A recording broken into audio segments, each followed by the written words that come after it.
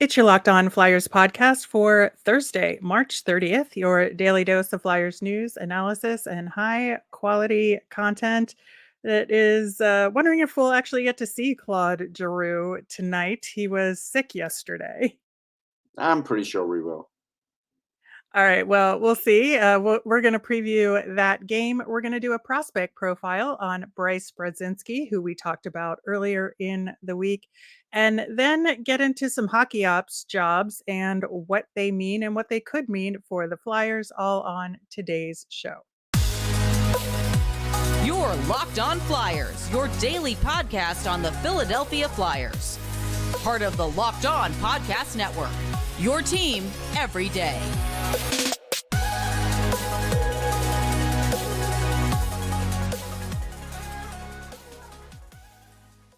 Hey there, I am Rachel Donner. You can find me on Twitter at rmiriam. I'm here as always with Russ Cohen, who is on Twitter at Sportsology.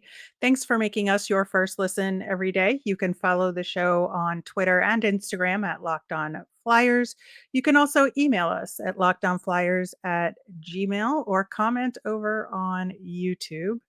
Subscribe or follow for free on YouTube, anywhere you listen to your podcast, to get the latest episode as soon as it's available here on the Locked On Podcast Network, your team every day. Russ, there was a tweet posted by Anthony DeMarco about the potential of the Phantoms getting a dedicated GM, which is something we've talked about on the show a lot. We are going to address it for 2 years. Let's be accurate. Yes, very much so, on a regular basis. We're going to get to that later in the show. Tonight, the Flyers are facing the Ottawa Senators, and they are a conundrum this season. I would say just so much inconsistency there. Now, understanding that they've had a ton of injuries, so that has played a huge part of it. But they had sort of been making a push for the playoffs, but then in their last 10, 3, 6, and 1, they did win a critical game versus Florida the other day, which was huge in that wild card spot race. But so many injuries to deal with. Thomas Chabot left the game after jamming his wrist and will probably miss the rest of the season. Yeah, even Tyler Boucher, who was their first round pick a couple years ago. Brian's kid got hurt; he's out for the year too. Don't know if he was going to do anything with them, but it just shows you they just organizationally have had issues. But they still have a lot of guys there, and one of them is Brady Tkachuk, and he will be a thorn in the Flyers' side. He will be in the crease. He will be hitting in the corners. He will go, he can score from the outside. Derek Brassard will give the Flyers problems just because. That's just a normal thing for him, and he seems to at least have found his game to some degree. There's other things too, like I do think there's a chance that Tyler Clevin does make his debut. I saw you had put that down. I really like Tyler Clevin because he knows what he is, and Yeah. he's a good skating big defenseman who will punish you in the corners. So be careful, Flyers. Whatever line you're lining up against them, maybe you should do a bigger line because he's going to be crunching some of your guys, especially in a debut. So that's something where the coaching staff should be mindful of that. Yeah, I think you're spot on there. He is a big guy, and he uses that frame very effectively. And, you talked about the Tkachuk top line, which, of course, Claude Giroux is the right winger on normally. Yep. I got to go back to my second line analysis with Shane Pinto centering DeBrincat and Drake Batherson. And that is, I know DeBrincat hasn't exactly, knocked the socks off everyone in his stint in Ottawa, but at the same time, like, that is a really solid second line there. It's a talented line, and Shane Pinto is a guy that could do a lot of things. His Yeah. skating is really, really good. So he could dish it off, he could score as well. So that's a fun line, and you still, you're always focused on teams' second lines, but they have a really good one, no question about it. They do. They also have an ex-Flyer on 3 of the 4 lines right now, with Giroux on that top line. Derek Brassard is on the 3rd line, and Patrick Brown was on the 4th line. Now, again, with the injury situation and people coming back or not coming back, not sure if that'll play out the same, but I just thought that was interesting that that 2nd line I mentioned was the only line without a Flyers It is. alum. I think it's interesting. I think there'll be a lot of fun in this game. Like, there'll be a lot of things to watch before the game. Steve Coates is going to, get a moment and talk about his career with the Flyers too, because he's retiring at the end of the year. That's nice. So this will be a game to remember for whatever reason. I don't think it'll be like that Ottawa game where there were a million penalty minutes, but I think I um, don't think anything could be like that nothing game. will be like that. But I just feel like, yeah, it'll be a game to remember for a lot of different reasons. Yeah, I think so too. Now, on the goaltending side of things, Cam Talbot looks like he's back from his injury because they sent the other guy back down to the AHL, but it could be that he might just be the backup for this first game back, and then he'll start a later game for the Sens. But yeah, they've had some trouble with goaltending just because everybody's been hurt. Yeah, Anton Forsberg's out for the year. I'm not a big Anton Forsberg guy. The thing that hurts them, and this is something we talked about, is Jacob Chikrin's out because he's always out, Yeah.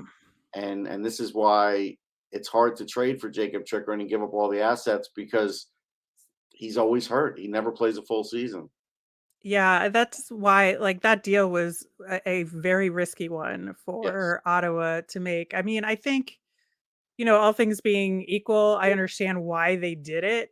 But at the same time, there's definitely some huge risk behind it as well. As far as the Ottawa team as a whole and where they are, they're 5 points behind that last wild card spot with 8 games left. That is a tough mountain to climb for them. Their tragic number is 12 on the other Right. side of things, but they're not out of it, but they have to put together a pretty remarkable run for the rest of the season to make it. Yeah, and I'm not sure they have the goaltending for it. I mean, Cam Talbot's fine, but he is really good if he gets on a run, but he doesn't have much more time to do it, like you said. So, we'll see. But as far as this game, uh, this might be a game that the fans get their wish and maybe the Flyers lose, even though, they're going to try hard, but Ottawa could take it from them. It'll be interesting. I think this one will be a close one. I don't know exactly what score. I'm not feeling the score, but I think it'll be close. Yeah, it is interesting because Ottawa has pretty good special teams. Yeah. Their power play is 6th in the NHL, their PK is 8th in the NHL, and they're on the high end of things with about 33 shots on goal per game, just out of the top 10 in high danger chances for per 60. But then on the defensive side of things, just like their PK is good, they're just out of the top 10 in the league on fewest high danger chances allowed per 60. And so, it's going to be much more difficult than against Montreal to get the shots off. That is for sure. And the Flyers had a tough time with Montreal to a large degree. Yeah, they did. I mean, there were definitely elements of that game where I think will carry over for Ottawa because they're an excellent skating team as well. So I think the difference with them is they're an excellent skating team with the skill, and they have size and toughness too. Montreal Yeah. doesn't really have much of that size and toughness, but Ottawa does. Yeah, that is absolutely true. So, a game on the road for the Flyers in Ottawa tonight. In other areas of the Flyers, we're starting to take a look more at some prospects that could be signed this offseason. We're going to dig into Bryce Brodzinski, who we talked about earlier this week related to the Frozen Four. Today's episode is brought to you by Built Bar. Looking for a delicious treat but don't want all the fat and calories? You gotta try a Built Bar. My goal has been to eat a little healthier this year, but I don't want to compromise on taste. If you're like me, Built is just the thing for you. With Built Bar, healthy is actually tasty.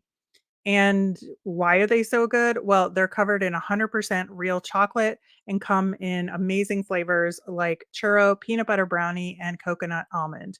On the healthy side, they're only 130 calories and 4 grams of sugar with 17 grams of protein.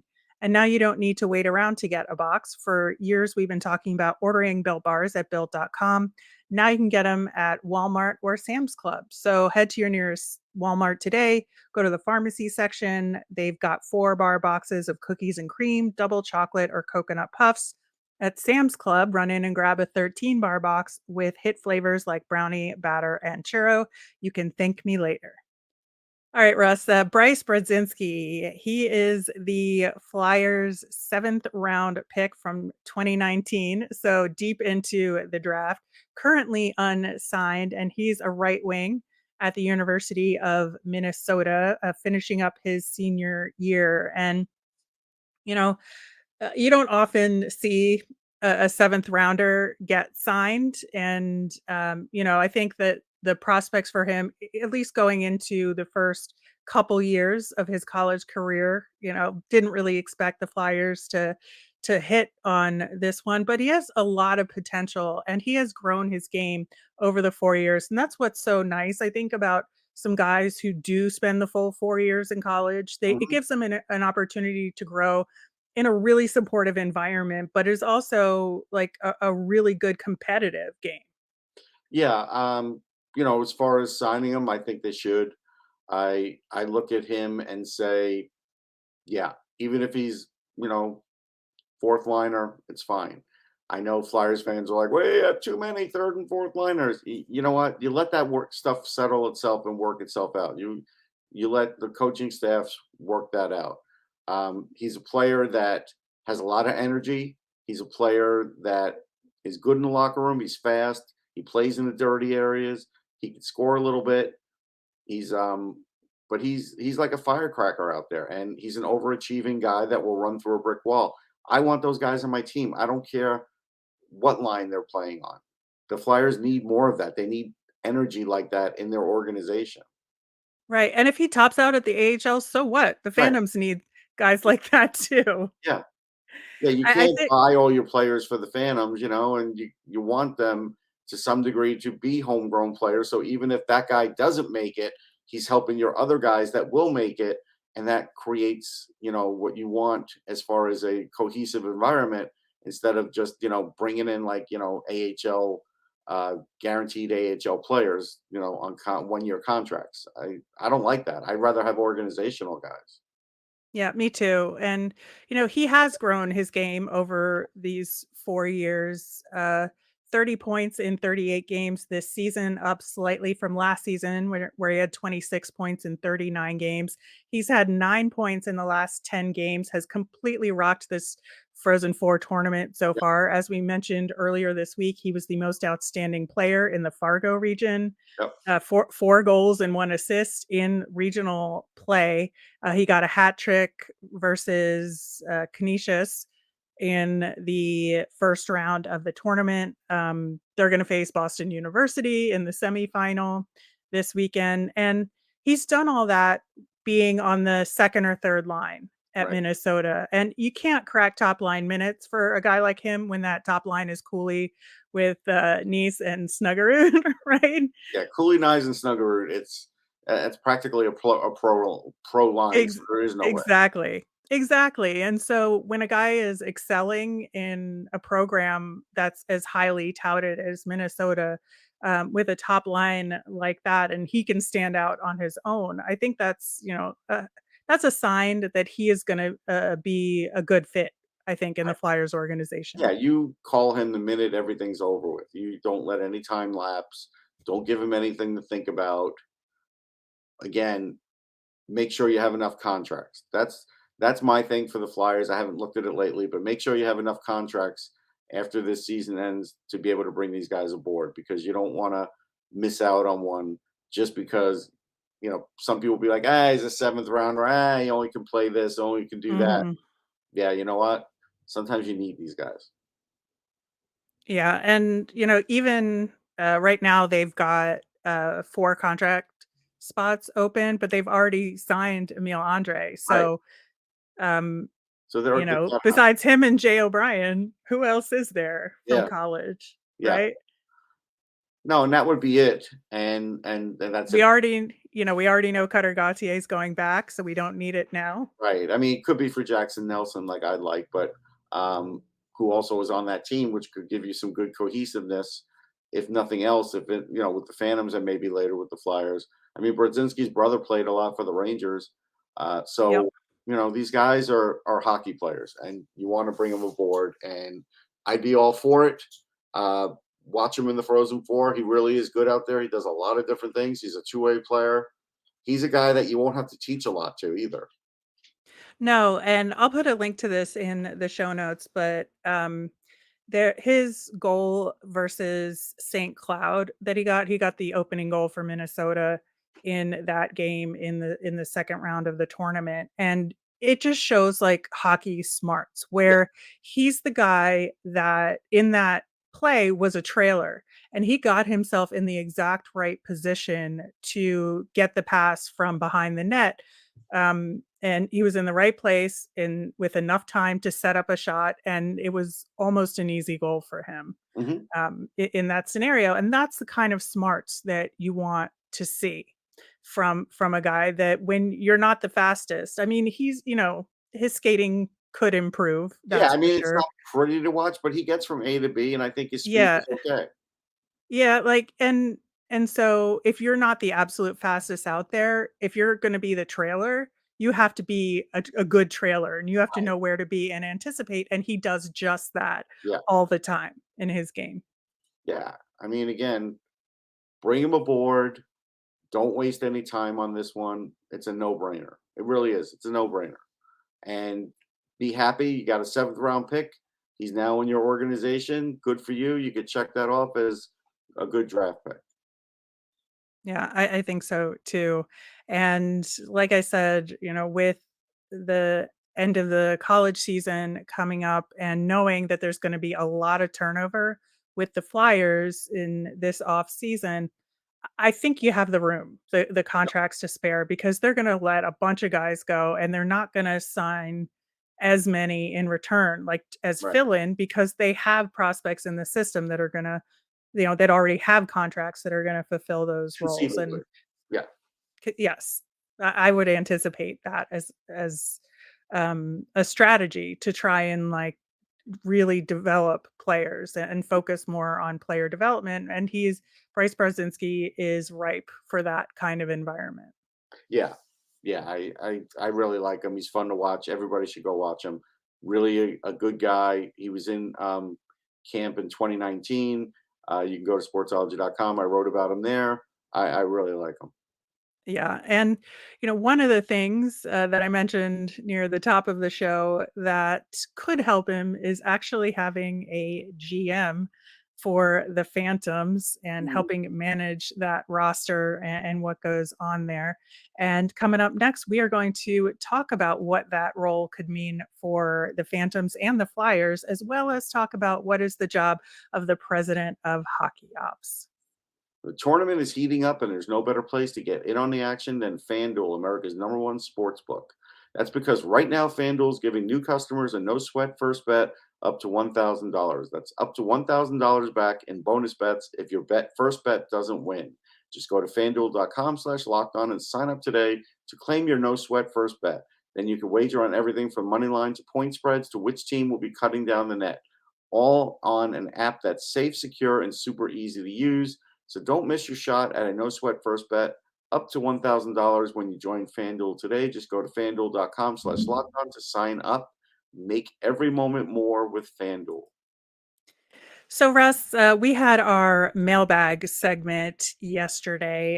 A ton of good questions, but there was one question that came in after we recorded from Brandon via Twitter, and he wanted to know what the exact job of a president of hockey ops is. And It's a really good question. So we thought we would expand on it a little bit and not leave Brandon hanging here with the answer to it, because it can mean so many different things to different teams. And in some teams, I would say it's more symbolic and it's senior advisory. And in some circumstances, it's very business oriented with the exact operations of the hockey ops team, which is coaches, which is the GM, which is analytics, the equipment staff, all of that works underneath the president of hockey ops. But what do you think like your typical president of hockey ops does? Yeah, hockey ops is on the hockey side because the team president's supposed to be on the business side of hockey and should have a business background. Like that's what you want. But that doesn't always happen in the NHL, as you know. Yeah, the hockey ops guy will have also a coordinator that sets up the calendar for all the critical dates, all the scouting meetings, all of the trips that they have to go on, the draft, all free agency, all those kinds of things. That gets all filled in, and the president of hockey ops has to oversee all of that and be a part and touch all of those different departments and make sure they're all running well.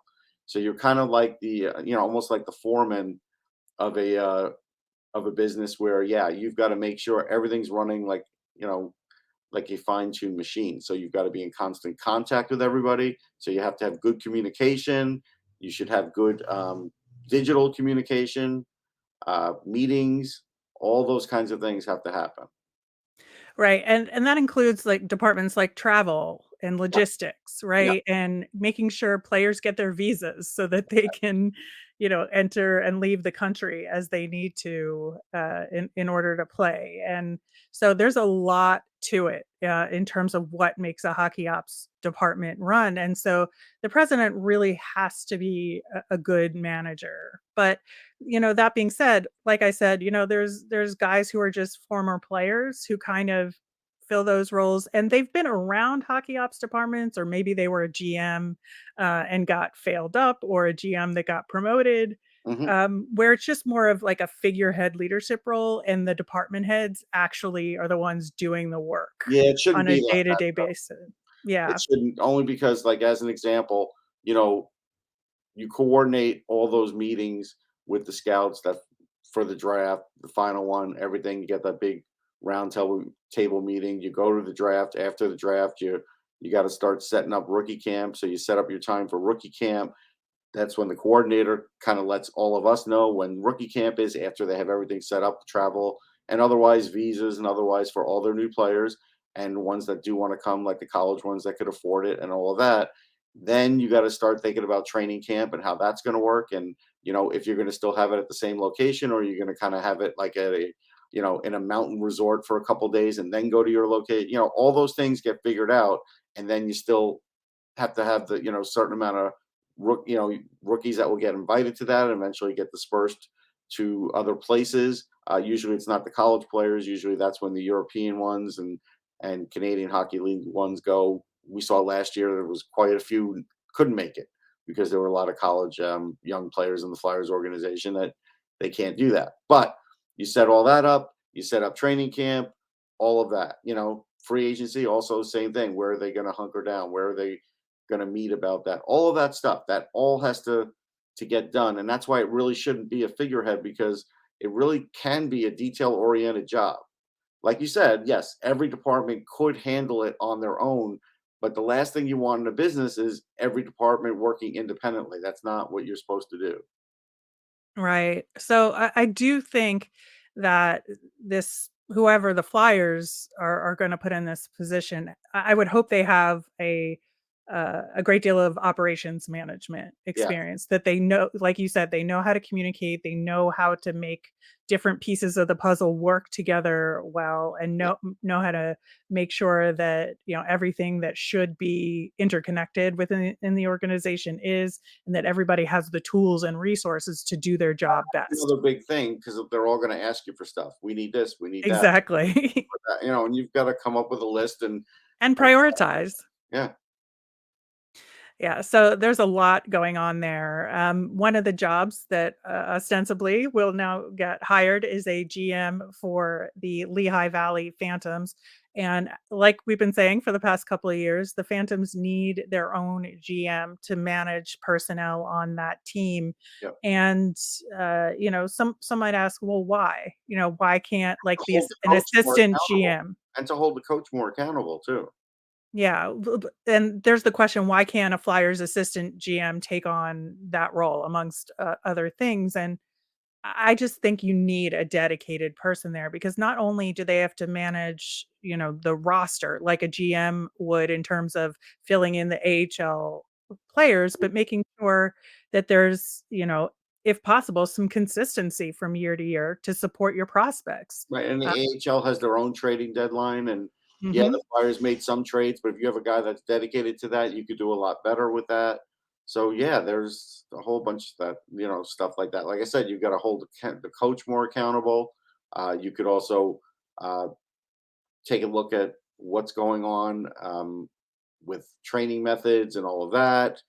You could stay in touch with with the actual Flyers, because otherwise somebody's got to come from Philly to come see what's going on there, like Danny was doing recently. That should just be can't carried out with a phone call, really. I mean, sure, every once in a while if they want to come out, let them come out, but they should just be able to call somebody and find out everything that's going on and get everything answered they want right away in like 10 minutes. That's what you Right.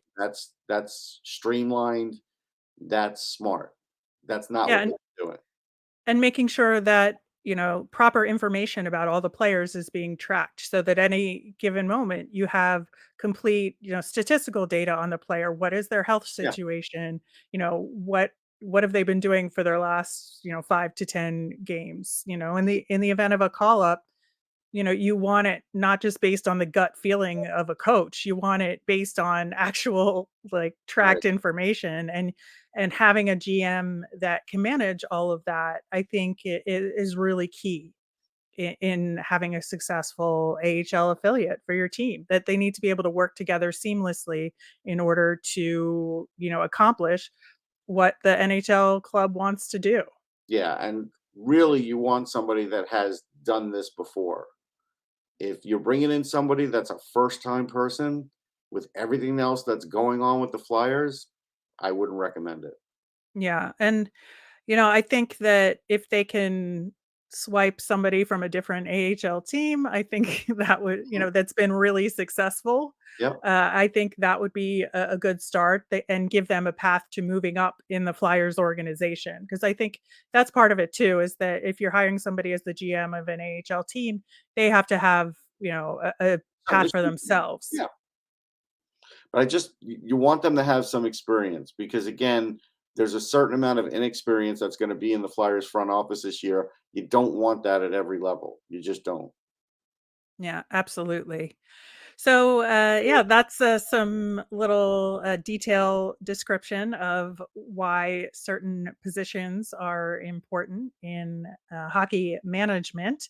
And we'll obviously be continuing that discussion as the Flyers build their management team over the next month or so. And keep those questions coming. They're very good ones. Wrapping up with our Flyers fun thing, more Bryce Brodzinski. Minnesota mic'd him up during a practice. He's such like a hockey dude. Oh, It's so fun, but it's still fun to watch. yeah, And again, I hope the Flyers give him an ELC. me too. We will be back again tomorrow with a recap of the game versus Ottawa. We're going to get into the weekend matchups against the Sabres and the Pens. I'm actually going to be at the game in Pittsburgh, so that'll be fun as well. As a reminder, we always want to hear from you. Send in your mailbag questions via Twitter at Lockdown Flyers, or you can email us at lockdownflyers@gmail. I'm Rachel. I'm on Twitter at rmiriam. That's RMIRIAM. I'm Russ. I'm at Sportsology, SPORTSOLOGY. Thanks for making Locked On Flyers your first listen today. Now make your next listen Game to Game NHL. It's every moment, every top performance, every result. Locked On Game to Game covers every game from across the NHL with local analysis that only Locked On can deliver. It's on your Locked On NHL feed anywhere you get your podcasts. Have a great day, everyone.